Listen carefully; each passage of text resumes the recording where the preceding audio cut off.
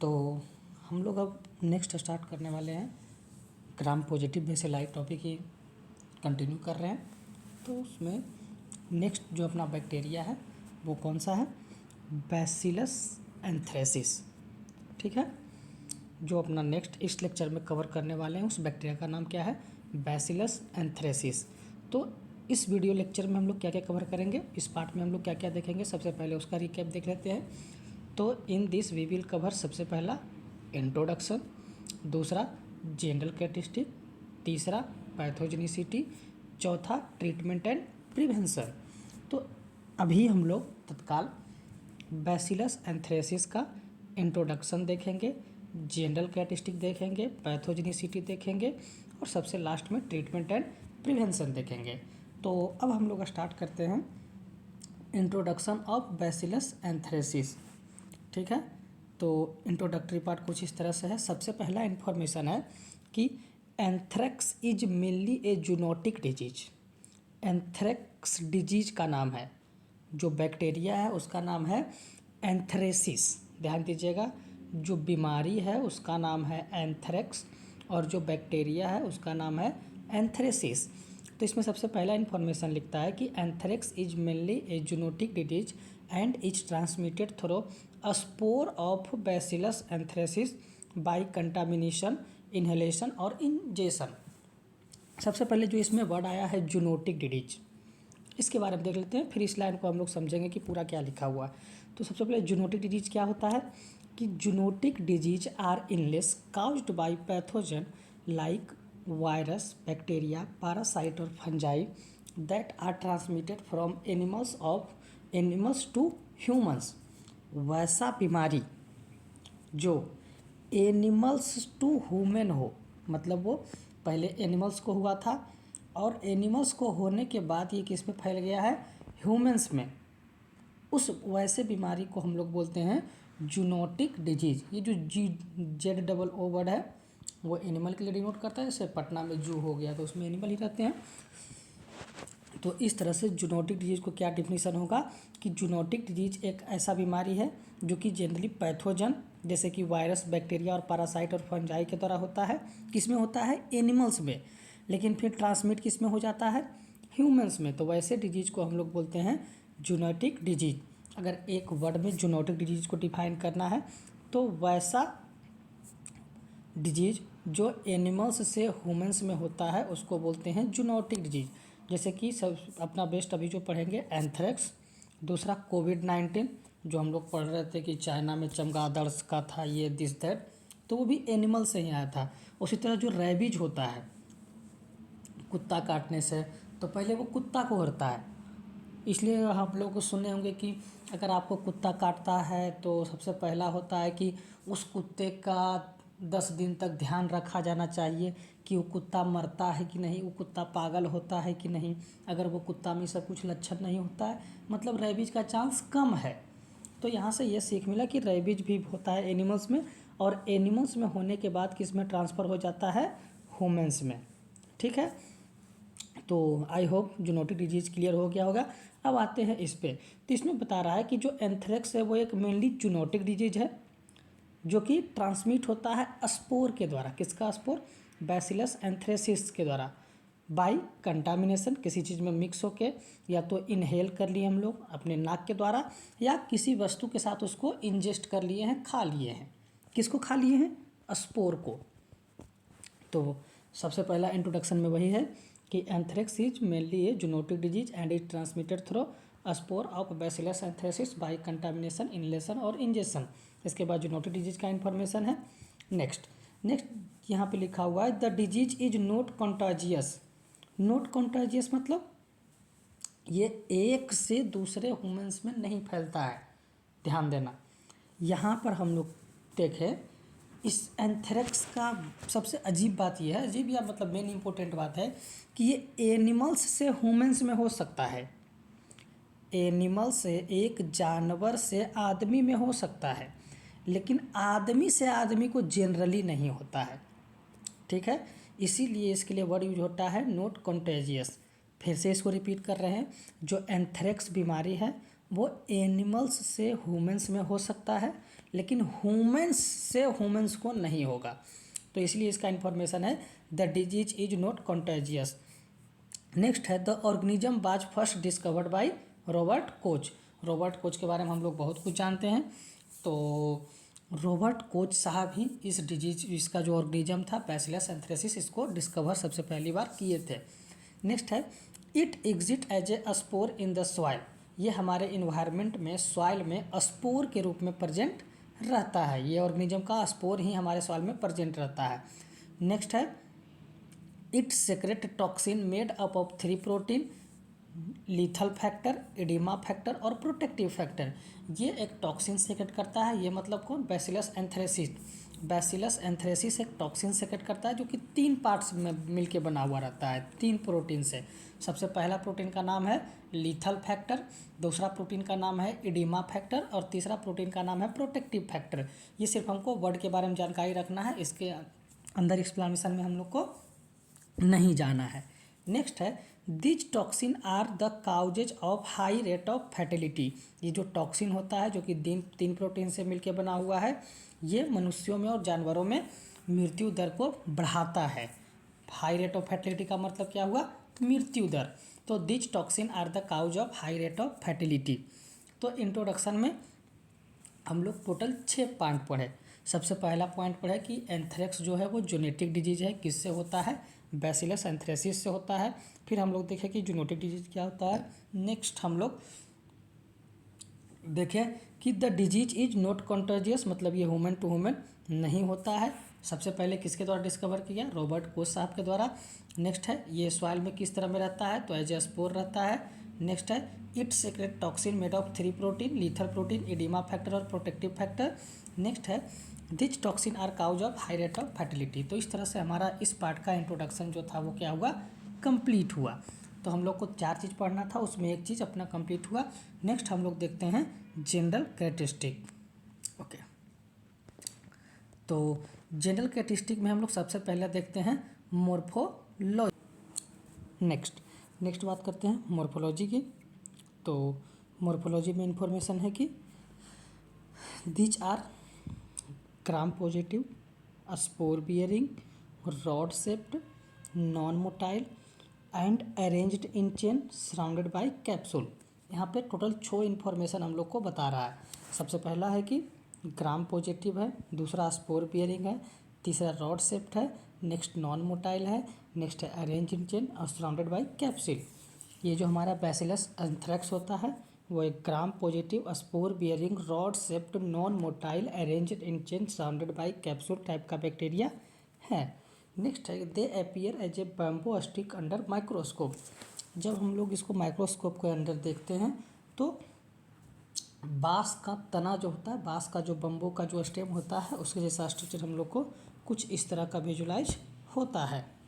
Next है the spore can survive in soil for a very long period of time.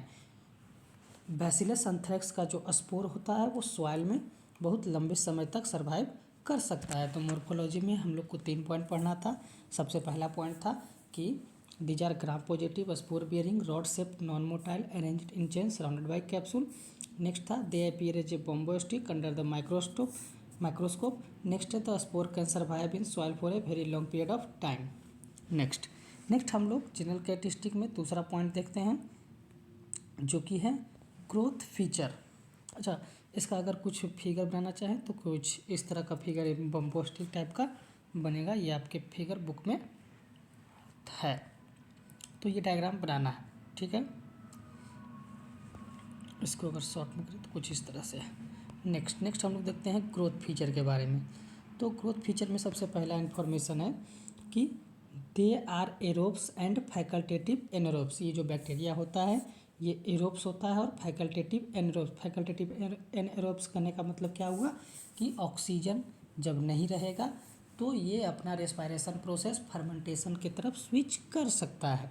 Generally ये aerobic respiration करेगा, लेकिन अगर oxygen के एब्सेंस में ये फर्मेंटेशन पर अपना सिस्टम को स्विच कर सकता है। तो सबसे पहला इन्फॉर्मेशन यही है कि they are aerobes and facultative anaerobes. Next है on nutrient agar colonies appear as a greys white round and irregularly raised. अगर हम इसको कल्चर मीडियम में ग्रो करवाते हैं तो इसका जो कॉलोनी है वो ग्रेस वाइट दिखता है, राउंड दिखता है और इरेगुलरली रेज्ड का मतलब थोड़ा सा ऊपर उठा की तरफ उठा हुआ। ऊपर उठा हुआ कहने का मतलब जैसे बॉल लाइक का स्ट्रक्चर हो गया। ठीक है।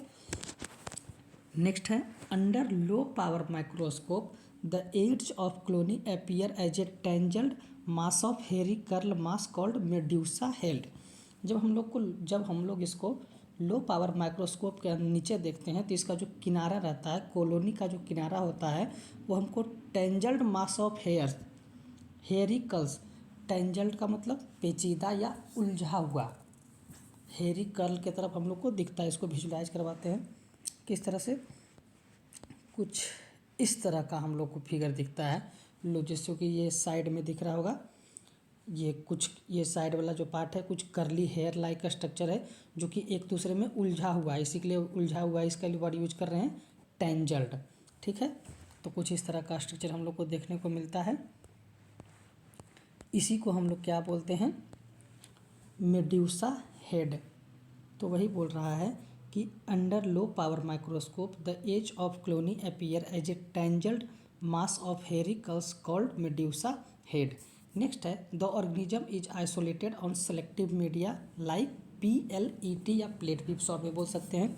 अगर आपको किसी मिक्सचर ऑफ कल्चर मीडिया से, जहाँ पर बहुत सारे ऑर्गेनिज्म एक कल्चर मीडिया में प्रेजेंट हैं, अगर आप इसको बैसिलस एंथ्रेक्स को आइसोलेट करना चाहते हैं, छांटना चाहते हैं, तो जो सिलेक्टिव मीडिया यूज करते हैं उसका नाम क्या है, PLET। PLET का फुल फॉर्म क्या है, पोलीमाइग्जीन लाइजोजाइम EDTA थैलोज एसीटेट। ठीक है। इसका यूज करके आप इसको आइसोलेट कर सकते हैं। तो ग्रोथ फीचर में हम लोग 4 पॉइंट पढ़े। सबसे पहला पढ़े एरोब्स और फैकल्टेटिव एनारोब्स हो सकता है। न्यूट्रिएंट आकार पर इसका ग्रेस वाइट क्लोनी दिखता है।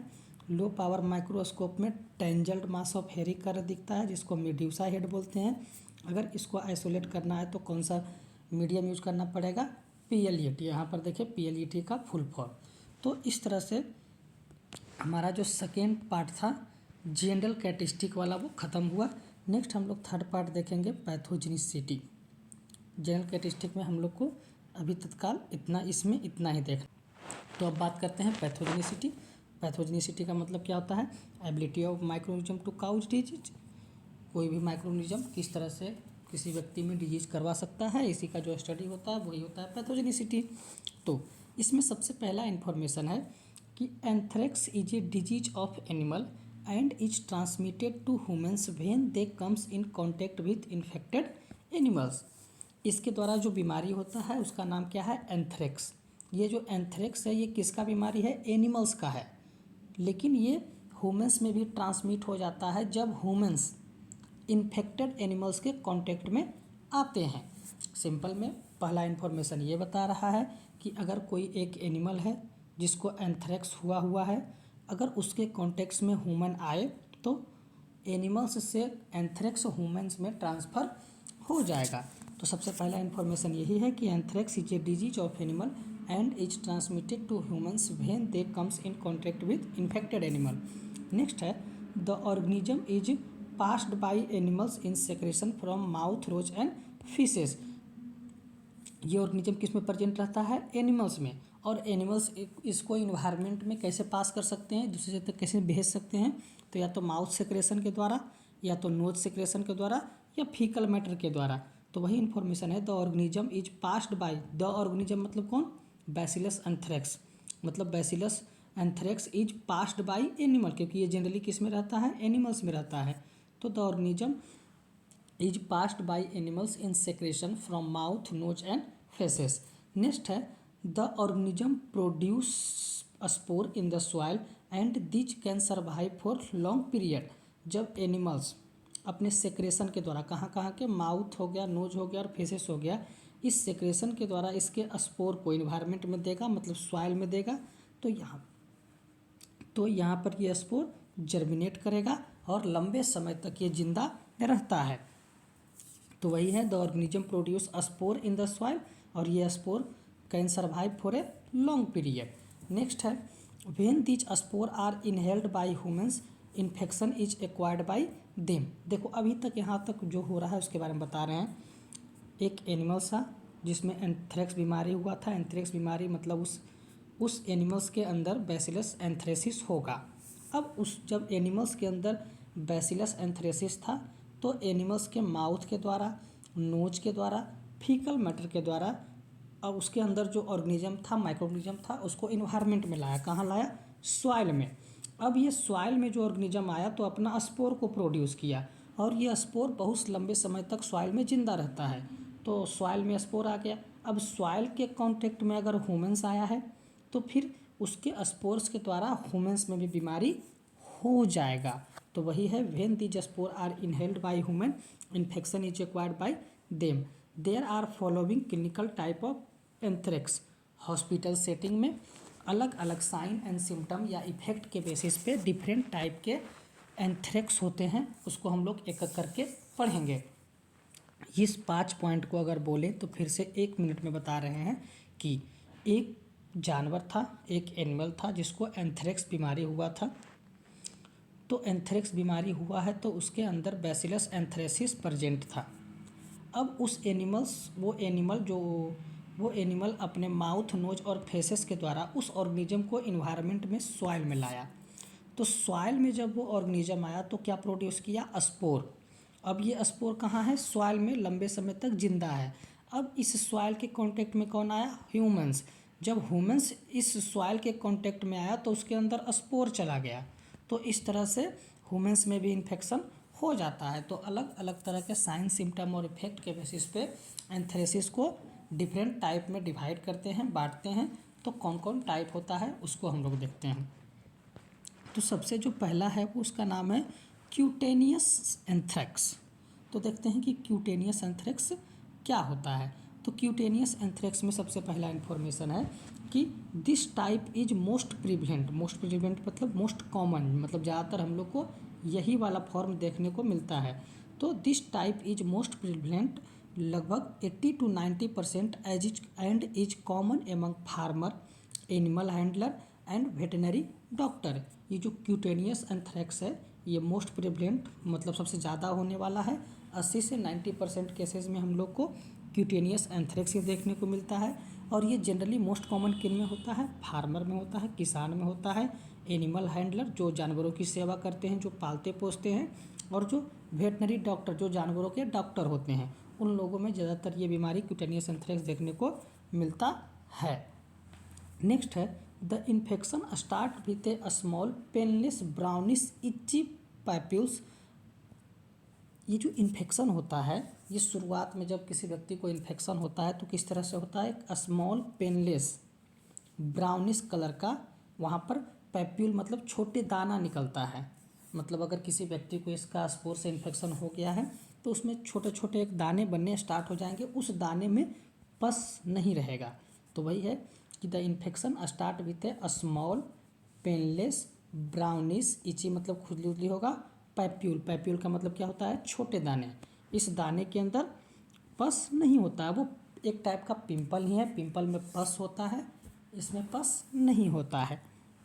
नेक्स्ट है the papule change to pustule within 2 to 3 day. लेकिन शुरू में तो इसमें पस नहीं होता है, लेकिन यही पैप्यूल 2 से 3 दिन में पुस्ट्यूल में कन्वर्ट हो जाता है। पुस्ट्यूल मतलब फुंसी, और इसमें पस रहता है।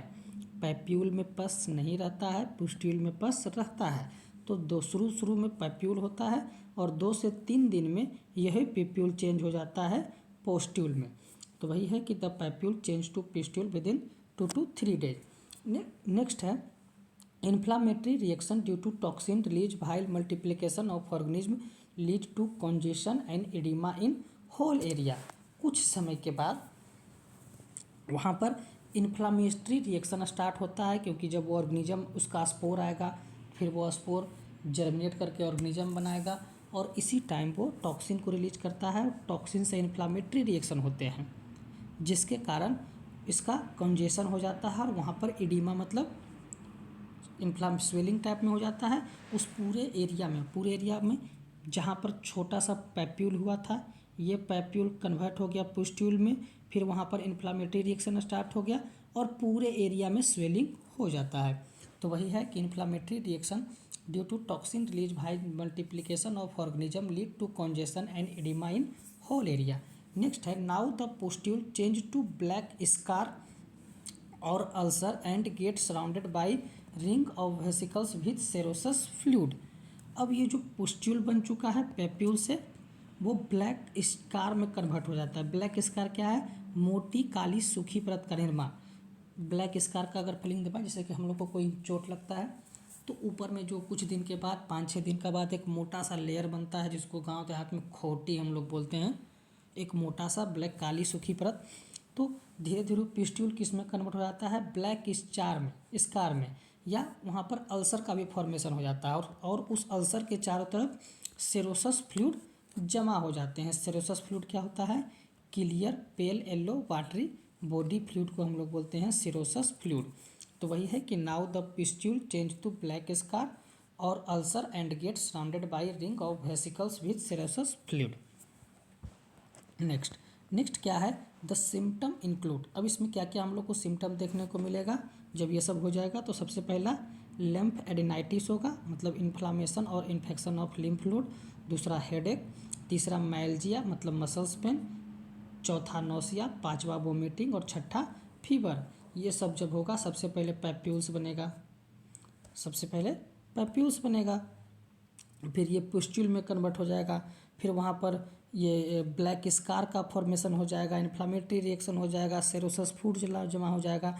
तो फाइनली कैसा कैसा सिम्टम देखने को मिलेगा?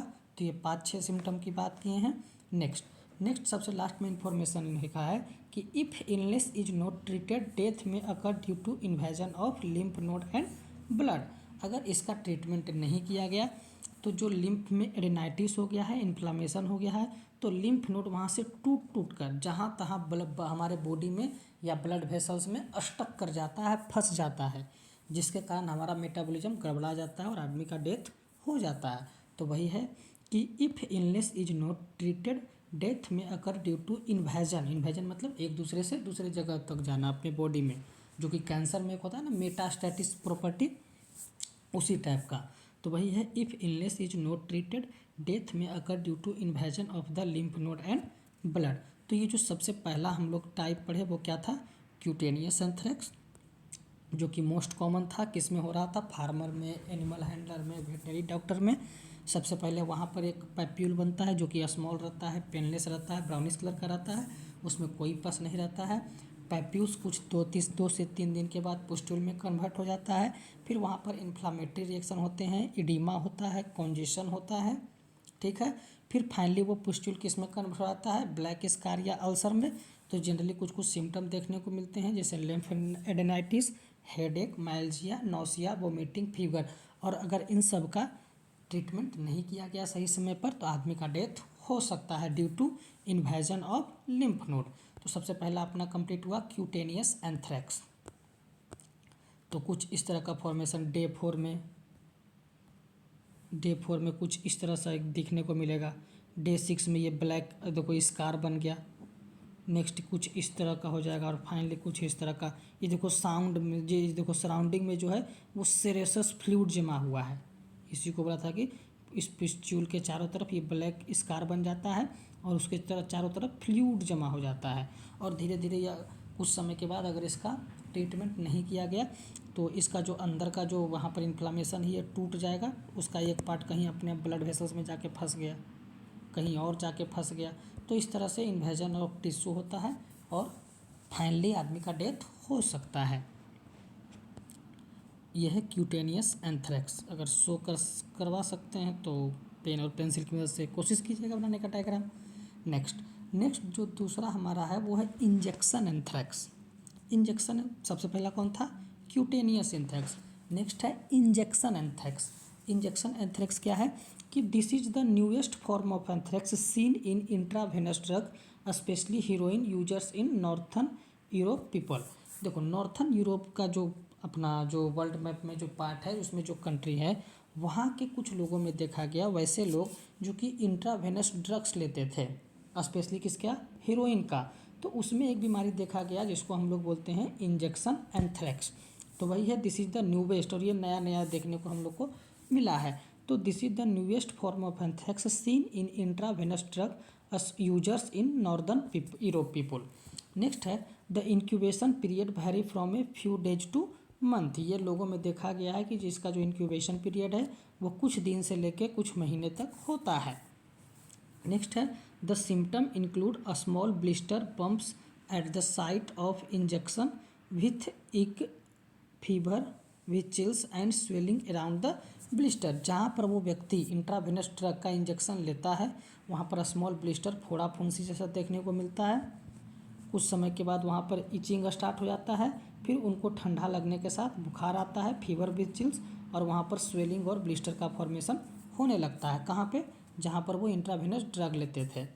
किसी तरह से कंटामिनेट हो गया होगा, इसीलिए हुआ है। किसी तरह से वो स्पोर के कांटेक्ट में, अब ये स्पोर के कांटेक्ट में आएगा क्या, तो हीरोइन जो है ये बनता है किससे, पापावर सोमनीफेरम, एक प्लांट का नाम है। तो ये प्लांट सॉइल में ग्रो करेगा, तो सॉइल के कांटेक्ट में अगर स्पोर रहेगा तो स्पोर के कांटेक्ट में प्लांट आएगा, प्लांट के कांटेक्ट में ये हीरोइन आ जाएगा, और हीरोइन अगर आदमी के अंदर इंट्रावेनस ड्रग के साथ चला जाता है तो वही होता है इंजेक्शन एंथ्रेक्स। नेक्स्ट है दिच ब्लिस्टर लेटन टर्न्स इनटू पेनलेस सोर विथ डार्क स्क्रैब। और फिर यही जो ब्लिस्टर छोटा सा जो फुंसी रहता है वो पेनलेस सोर, सोर मतलब रेडनेस को हम लोग सोर बोलते हैं। कहीं पर एरिया हमारा लाल हो गया है, उसको अगर छूते हैं तो दर्द होता है, तो उसको बोलते हैं कि सोर हो गया है। तो जो इन व्यक्तियों में होता है वो पेनलेस सोर होता है, और वहाँ पर डार्क स्कैब, वही पपड़ी जो जख्म पर ख़त्म होता है। किसी व्यक्ति को कट छट गया है, जख्म हो गया है, तो 5-6 दिन के बाद ऊपर में जो एक ब्लैक ब्राउनिश कलर का पपड़ी बनता है, तो कुछ उस तरह का हम लोग को देखने को मिलता है। इसका फिगर भी दिखाए थे, ये वाला, ये डे 10 वाला बोल सकते हैं, डे 6 वाला भी बोल सकते हैं। कुछ इस तरह का फाइनली हम लोग को देखने को मिलता है। तो इंजेक्शन एंथ्रेक्स में 4 पॉइंट है। सबसे पहला पॉइंट है न्यूवेस्ट फॉर्म ऑफ एंथ्रेक्स है। किन में देखा गया है, इंट्रावेनस ड्रग्स एडिक्टेड पीपुल में। इसका incubation period few day two month होता है। इसमें सिम्टम क्या है, ब्लिस्टर, स्मॉल ब्लिस्टर बम्प निकलते हैं, ईचिंग होता है, फीवर विद चिल्स होता है, स्वेलिंग अराउंड द ब्लिस्टर होता है, और फाइनली पेनलेस सोर और डार्क स्कैब बनने देखने को मिलता है। नेक्स्ट तीसरा हम लोग देखते हैं पल्मोनरी एंथ्रेक्स। पल्मोनरी एंथ्रेक्स बोलता है कि it is also known as wool sorter disease because it was common in working in wool factory.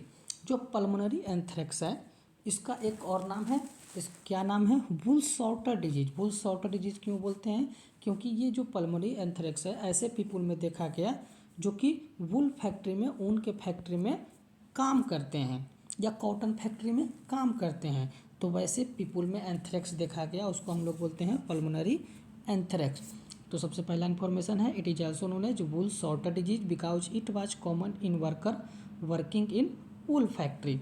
Next है infection is acquired by inhaling spore. जब वो वूल या कॉटन के साथ वहाँ पर वर्क करते हैं तो मे बी वो कॉटन और वूल स्पोर के साथ इन्फेक्टेड रहेगा, और अगर वो स्पोर को इनहेल कर लेते हैं तो वहाँ पर उनको कौन सा बीमारी होगा, पल्मोनरी एंथ्रेक्स। तो वही है कि इन्फेक्शन इज एक्वायर्ड कैसे होता है, बाय इनहेलिंग स्पोर। नेक्स्ट है early symptoms are flu like with pain in chest. शुरुआत में फ्लू लाइक जो हम लोग को कॉमन कोल्ड होता है उसके जो सिम्टम होते हैं उस टाइप का ही सिम्टम देखने को मिलता है। Fever will chills, body pain, muscles pain, ये सब देखने को मिलता है। और एक स्पेशल पॉइंट क्या है, पेन इन चेस्ट देखने को मिलता है। तो थर्ड पॉइंट वही बता रहा है कि early symptoms are flu like with pain in chest. Next है within few days situation worsen and patients start coughing out blood. कुछ दिन के बाद देखा गया है कि जो सिचुएशन रहता है वो और भी बड़ा भयानक हो जाता है, बहुत ही खराब हो जाता है, और उस व्यक्ति को खून का खांसी होने लगता है, खांसी के साथ ब्लड आने लगता है। तो वही है within few days situation worsen and patient start coughing out blood. Next है germinating spore produce toxin which spread in the body causing severe haemorrhage and tissue necrosis. हमारे उसके बॉडी में, पेशेंट के बॉडी में जो spore रहता है जब वो जर्मिनेट करता है तो टॉक्सिन रिलीज करता है। इसके चलते व्यक्तियों में सीवियर हेमरेज, ब्लड लॉस और टिश्यू का नेक्रोसिस देखने को मिलता है, डेथ ऑफ टिश्यू देखने को मिलता है। नेक्स्ट है the disease spread to other organ and result are fatal. अगर ये डिजीज किसी और अदर ऑर्गन में फैल गया, जैसे किडनी में फैल गया, लीवर में फैल गया, तो ये व्यक्तियों के लिए जानलेवा हो जाता है। तो सबसे पहला क्यूटेनियस देखे, दूसरा इंजेक्शन देखे, तीसरा पल्मोनरी देखे। अब लास्ट में हम लोग चौथा क्या है, गैस्ट्रो इंटेस्टाइनल एंथ्रेक्स। अगर आपने हमारे जीआईटी को अगर अफेक्ट करेगा तो इसको हम लोग बोलेंगे गैस्ट्रो इंटेस्टाइनल एंथ्रेक्स। तो इसमें सबसे पहला इन्फॉर्मेशन है कि this form of anthrax is rare in humans and occurs in community who eat uncooked meat of animals dying due to anthrax. बोल रहा है कि जो गैस्ट्रो इंटेस्टाइनल एंथ्रेक्स है ये जनरली ह्यूमंस बींग्स में बहुत कम देखने को मिलता है। क्यों कम देखने को मिलता है? क्योंकि गैस्ट्रो इंटेस्टाइनल एंथ्रेक्स होने के लिए दो कंडीशन है। सबसे पहला कंडीशन है कि आप कच्चा मांस खाइए, और दूसरा वो कच्चा मांस वैसे एनिमल्स का हो रहना चाहिए जो कि एंथ्रेक्स बीमारी से मरा है। तो ये दोनों पॉसिबिलिटी एक साथ मिलना थोड़ा पॉसिबल नहीं होता है। जनरली अगर एंथ्रेक्स से मरा हुआ है तो जनरली अब अनकुक्ड मीट कौन खाता है? अगर अनकुक्ड मीट खा भी लिया तो हो सके वो एंथ्रेक्स से नहीं मरेगा। तो दोनों पॉसिबिलिटी होगा तभी गैस्ट्रो इंटेस्टाइनल एंथ्रेक्स होगा, अगर नहीं होगा तो नहीं। तो इसीलिए क्या होता है, रेयर इन ह्यूमंस है। तो वही है, this form of anthrax is rare in humans and occurs in community who eat uncooked meat of animal dying due to anthrax. Next है patient suffer from haemorrhage diarrhoea, मतलब bloody diarrhoea with severe enteritis. बोल रहा है कि अगर व्यक्ति को gastrointestinal anthrax हो गया है तो उस व्यक्ति में हेमरोजिक डायरिया मतलब ब्लडी डायरिया विथ सीवियर इंटराइटिस मतलब इन्फ्लामेशन ऑफ स्मॉल इंटेस्टाइन। तो ब्लडी डायरिया और inflammation of small intestine gastrointestinal anthrax में देखने को मिलता है, लेकिन ध्यान देना ये रेयर है। नेक्स्ट है nausea, abdominal pain, loss of appetite are common symptom. और bloody diarrhoea, inflammation of small intestine के साथ साथ क्या देखने को मिलता है, nausea, abdominal pain, loss of appetite, ये सब। नेक्स्ट है the organism invade the intestine wall and enter the blood stream. जब कोई ह्यूमंस अनकुक्ड मीट को खाता है तो इसका जो स्पोर रहता है, जो इसका ऑर्गेनिज्म रहता है, वो हमारे इंटेस्टाइनल वाल में चला जाता है, उसमें इन्वाइट कर जाता है, उस पर आक्रमण करके रहने लगता है। और इंटेस्टाइनल वाल में अगर चला गया है तो इंटेस्टाइनल का वाल का जो कनेक्शन होता है हमारे ब्लड वेसल्स के साथ रहता है, तो इस तरह से ये व्यक्ति के ब्लड स्ट्रीम में भी पहुंच जाता है, ये ब्लड में भी इन्फेक्शन करवाने में सक्षम हो जाता है। सबसे पहले व्यक्ति अनकुक्ड मीट खाया, ये कहाँ चला गया, इंटेस्टाइन के वाल में, और इंटेस्टाइन के वाल से कहाँ चला गया, हमारे ब्लड में। नेक्स्ट है the infection spread in the body and septicaemia occur. अगर हमारे ब्लड में चला गया है तो पूरे बॉडी में इन्फेक्शन हो जाएगा, तो इस तरह से सेप्टिसेमिया हो जाएगा, मतलब इन्फेक्शन ऑफ ब्लड हो जाएगा, और फाइनली आदमी का डेथ हो सकता है। तो अभी तक पैथोजेनिसिटी में सबसे पहला हम लोग देखें कि कैसे कैसे होता है। जनरली एनिमल्स में होता है, एनिमल्स से बाहर कैसे आता है, फिर ये ह्यूमंस के पास कैसे जाता है, ये 4-5 पॉइंट में यहाँ क्लियर हुआ। फिर क्लिनिकल सिम्टम, साइन सिम्टम के बेसिस पे सबसे पहला क्यूटेनियस एंथ्रेक्स देखें, दूसरा इंजेक्शन एंथ्रेक्स देखें, तीसरा पल्मोनरी एंथ्रेक्स देखें, चौथा जीआई गैस्ट्रो इंटेस्टाइनल एंथ्रेक्स देखते हैं। अब सबसे लास्ट में हम लोग देखते हैं ट्रीटमेंट एंड प्रिवेंशन। नेक्स्ट हम लोग सबसे पहला देखते हैं इसमें क्या है, ट्रीटमेंट एंड प्रिवेंशन में एंटीबायोटिक्स। एंटीबायोटिक्स में इंफॉर्मेशन है anthrax can be treated if antibiotics are started earlier. Anthrax बीमारी को अगर शुरू में पकड़ लिया जाए और अगर सामने वाले पेशेंट को एंटीबायोटिक दिया जाए तो इसको हम लोग ठीक कर सकते हैं। तो सबसे पहला इन्फॉर्मेशन क्या है कि anthrax can be treated if antibiotic are started earlier. Next है tetracycline, ciprofloxacin and erythromycin are effective in cutaneous form of anthracis. अगर किसी व्यक्ति को क्यूटेनियस फॉर्म ऑफ एंथ्रेक्स हुआ है, क्यूटेनियस फॉर्म ऑफ बीमारी हुआ है, तो उसमें कौन कौन सा एंटीबायोटिक काम आता है, टेट्रासाइक्लिन, सिप्रोफ्लॉक्सासिन और इरिथ्रोमाइसिन। नेक्स्ट है the toxin once formed can not be removed, only the load of microorganism can be decrease with antibiotic. अब देखो, जो हम लोग एंटीबायोटिक देखते हैं वो बैक्टीरिया को ख़त्म कर सकता है, लेकिन पहले से अगर व्यक्ति के अंदर टॉक्सिन चला गया है तो टॉक्सिन पर एंटीबायोटिक का कोई असर नहीं होगा। तो वही बात को समझा रहा है कि जब the toxin once formed can not be removed, जो हमारे शरीर में टॉक्सिन जो बन चुका है उसको हम लोग रिमूव नहीं कर सकते हैं। एंटीबायोटिक की सहायता से केवल कंसंट्रेशन लोड ऑफ माइक्रोऑर्गेनिज्म, मतलब कि कंसंट्रेशन ऑफ माइक्रोऑर्गेनिज्म को हम लोग सिर्फ डिक्रीज कर सकते हैं। ठीक है, तो वही है कि the toxin once formed can not be removed, only the load of microorganism can be decrease with antibiotic. Next है, this is the reason that patient usually dies even after giving antibiotic. इसीलिए patient generally dies कर जाता है antibiotic देने के बाद भी। तो यहाँ पर बात आता है क्यों डाई कर जाता है, जब एंटीबायोटिक दे रहे हो तो सही हो जाना चाहिए था। तो जब आप एंटीबायोटिक सामने वाले पेशेंट को देते हैं तो कंसंट्रेशन ऑफ माइक्रोऑर्गेनिज्म को आप कम कर रहे हैं, लोड ऑफ माइक्रोऑर्गेनिज्म को आप डिक्रीज कर रहे हैं, मानते हैं, लेकिन उसके अंदर जो टॉक्सिन बन चुका है उस पर कोई इफेक्ट एंटीबायोटिक का नहीं होगा। तो इसीलिए आप कितना भी एंटीबायोटिक दे दीजिए, अगर पेशेंट के शरीर में ज़्यादा मात्रा में टॉक्सिन बन चुका है तो पेशेंट फाइनली डाई कर ही जाएगा। तो एंटीबायोटिक में 3 पॉइंट है। सबसे पहला पॉइंट बताया कि शुरू में अगर पकड़ लिए हैं, शुरू में पकड़ लिए मतलब ज़्यादा टॉक्सिन शरीर में नहीं बना है, उस टाइम एंटीबायोटिक दीजिएगा तो ठीक हो जाएगा। कौन कौन से देंगे, टेट्रासाइक्लिन, सिप्रोफ्लैक्सासिन, एरिथ्रोमाइसिन। फिर वही इन्फॉर्मेशन दिया है कि एंटीबायोटिक का टॉक्सिन पर कोई इफेक्ट नहीं होगा, इसलिए एंटीबायोटिक देते हैं फिर भी पेशेंट मर सकता है। नेक्स्ट है डिस्पोजल ऑफ इन्फेक्टेड एनिमल। सबसे पहला एंटीबायोटिक है ट्रीटमेंट प्रिवेंशन में, दूसरा है डिस्पोजल ऑफ इन्फेक्टेड एनिमल। इसमें बोलता है कि animals known to have died of anthracis must be buried in such a way that soil is not contaminated.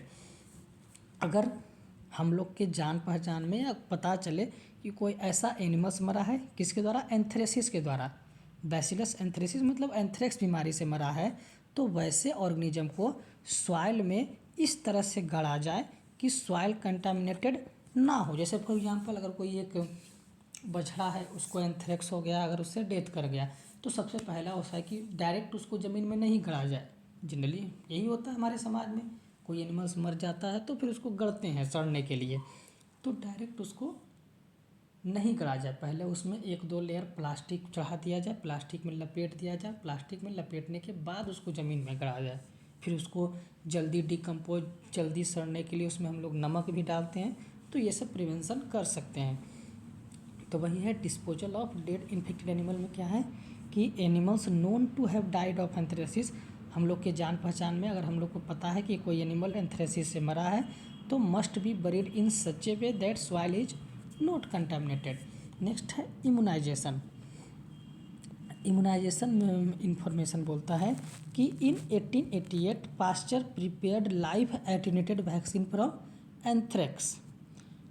1881 ईस्वी में पास्चर साहब लाइव एटेन्यूएटेड वैक्सीन बनाए, किससे, एंथ्रेक्स से।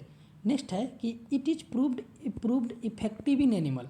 लेकिन जो पास्चर साहब जो वैक्सीन बनाए थे वो एनिमल्स के लिए सही था, एनिमल्स के केस में काम कर रहा था, लेकिन ह्यूमन्स बींग्स के केस में काम पास्चर साहब वाला वैक्सीन नहीं कर रहा था। लेटर अस्टेरनी एक और साइंटिस्ट थे, later Sterne prepared vaccine from anthrax bacillus spore which is effective in animals. सुना यहाँ पर गलती हो गया है, which is effective in humans, यहाँ एनिमल्स की जगह क्या लिखिएगा, ह्यूमन्स, इसको कट कर दीजिएगा, ये एनिमल्स की जगह ह्यूमन्स होगा। सुनो, पास्चर साहब बनाए थे एंथ्रेक्स से, फिर से बता रहे हैं, क्लियर करवा रहे हैं। पास्चर साहब 1821 में जो वैक्सीन बनाए वो बैसिलस एंथ्रेसिस से बनाए, वो माइक्रो ऑर्गेनिज्म से बनाए। तो जो माइक्रो ऑर्गेनिज्म से बनाए थे वो सिर्फ एनिमल्स में ही काम कर रहा था, लेकिन कुछ समय के बाद अस्टेरनी साहब जो बनाए हैं वो स्पोर से बनाए हैं। ठीक है, तो स्पोर से जो वैक्सीन बना था वो ह्यूमन्स बींग्स में भी काम करता था, यहाँ पर ह्यूमन्स निकला है। तो वही है कि in 1888 Pasteur prepared live attenuated vaccine from anthrax, it is proved effective in animal. Later Sterne prepared vaccine from anthrax bacillus spore which is effective in animals. Pasteur साहब माइक्रो ऑर्गेनिज्म एंथ्रेक्स से बनाए थे, anthracis से बनाए थे। वो सिर्फ animal में काम करता था, लेकिन कुछ समय के बाद स्टेरनी साहब बनाए स्पोर से, वो ह्यूमंस बींग्स के लिए भी इफेक्टिव था। नेक्स्ट है इफ एंथ्रेक्स केस, यहाँ पर है कि if anthrax case is diagnosed anywhere it must be reported to health agency so that properly treatment and protection could be provide. तो ट्रीटमेंट एंड प्रिवेंशन में ये भी ध्यान रखना है कि अगर हमारे आसपास कोई एंथ्रेक्स का केस डायग्नोज्ड हुआ है तो इसको तुरंत अपर हेल्थ केयर एजेंसी को तुरंत इन्फॉर्म करना है, जिससे कि सामने वाले को प्रॉपर ट्रीटमेंट एंड प्रोटेक्शन मिल सके। नेक्स्ट देखते हैं पोस्ट एक्सपोजर प्रिवेंशन, मतलब कि अगर कोई इसके संपर्क में आ गया है तब क्या करेंगे। ठीक है, वैक्सीन तो पहले के लिए था, अगर किसी व्यक्ति को हो गया है तब क्या करेंगे। तो इसमें इंफॉर्मेशन है कि anthrax bacilli were anthrax bacilli were used in the US, United State of America की बात कर रहा है, US, as bioterrorism attack in the form of white powder through postal system. बता रहा है कि यूनाइटेड स्टेट ऑफ अमेरिका क्या किया था कि एंथ्रेक्स बैसिली को किस में कन्वर्ट कर दिया था, पाउडर में, वाइट पाउडर में। अब वो क्या करता था कि अगर किसी दुश्मन को मारना है, जैसे कि फॉर एग्जांपल हम एक किसी डिस्ट्रिक्ट के नेता हैं, ठीक है, और चुनाव आने वाला है और हमारे डिस्ट्रिक्ट में एक और नेता खड़ा हो रहा है मेरा विरोध में, लेकिन हमको फील हो गया कि अगर वो खड़ा होता है तो हम हार जाएंगे, वो जीत जाएगा। तो वहाँ का गवर्नमेंट क्या किया था, एंथ्रेक्स बैसिलाई को वाइट पाउडर में कन्वर्ट कर दिया और उस पाउडर को डाक विभाग द्वारा पोस्टल सिस्टम, मतलब डाक विभाग द्वारा एक चिट्ठी लिखे, उस चिट्ठी पर वो पाउडर दे दिए और उसको उस व्यक्ति के, अपने जो विरोधी नेता था उसके नाम पर सेंड कर दिए। अब वो चिट्ठी जाएगा तो खोलेगा तो उस पेपर पर वो पाउडर भी लगा रहेगा, तो पाउडर किसी न किसी तरह से थोड़ा बहुत तो उसके संपर्क में आ ही जाएगा, स्किन में आ जाएगा, या तो इनहेल हो जाए या तो कान में चला जाए, कहीं ना कहीं वो थोड़ा बहुत चल ही जाएगा।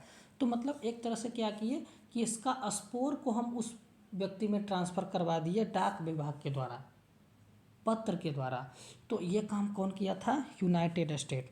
तो वही बायोटेररिज्म, बायोलॉजी मतलब माइक्रोनिज्म की सहायता से जो अत्याचार, जो डेथ करवाता है उसी को कहते हैं बायोटेररिज्म। तो वही है कि anthrax bacilli were used in the United State as bioterrorism attack in the form of white powder through postal system. Postal मतलब वही डाक विभाग वाला। Post exposure prevention is given with antibiotic like penicillin G, ciprofloxacin, levofloxacin और doxycycline. अगर किसी व्यक्ति को इसका एक्सपोजर हो गया है तो उसको कैसे बचा सकते हैं, एंटीबायोटिक कौन कौन सा देंगे, पेनिसिलिन जी दे सकते हैं, सिप्रोफ्लॉक्सासिन दे सकते हैं, लिपोफ्लॉक्सासिन दे सकते हैं या डॉक्सीसाइक्लिन दे सकते हैं। इस तरह से आपका ये वाला जो था 5-6 जो हम लोग पढ़ने थे कंप्लीट हुआ। समझ में आया तो अच्छा बात है, नहीं समझ में आया तो ठीक है, बात करेंगे इस पर।